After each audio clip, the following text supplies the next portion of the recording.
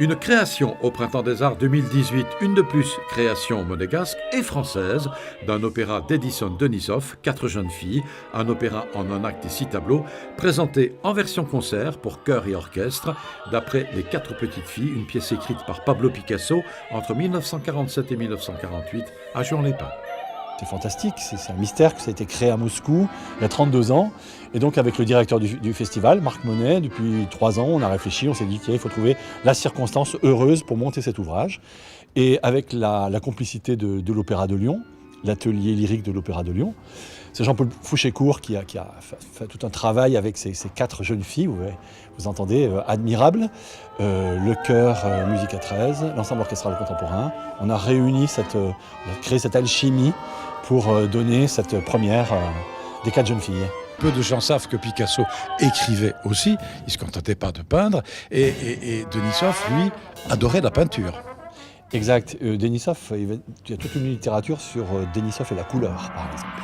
Donc la couleur en musique, c'est les timbres, etc.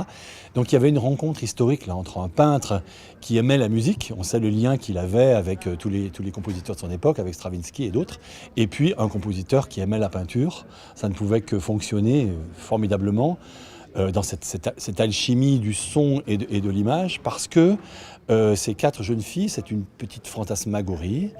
Je crois que c'est la seule pièce de théâtre écrite par Picasso. Mais c'est un coup de génie, c'est une écriture surréaliste. C'est 4 petites filles dans un jardin et tout y est. Donc j'ai envie de dire que l'univers de Picasso et l'univers de Denisov pouvaient que se rencontrer sur cette thématique-là.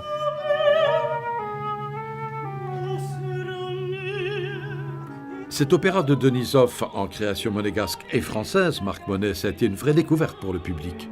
Oui, et qui a été très bien accueilli, comme vous avez pu le remarquer, à ma grande joie d'ailleurs, parce que c'est une œuvre magistrale, et les gens, le public, je le dis presque toujours, le public n'est pas idiot. Le public est intelligent, il entend et il sait très bien discerner ce qui est émotivement important et ce qui ne l'est pas aussi, ça peut arriver.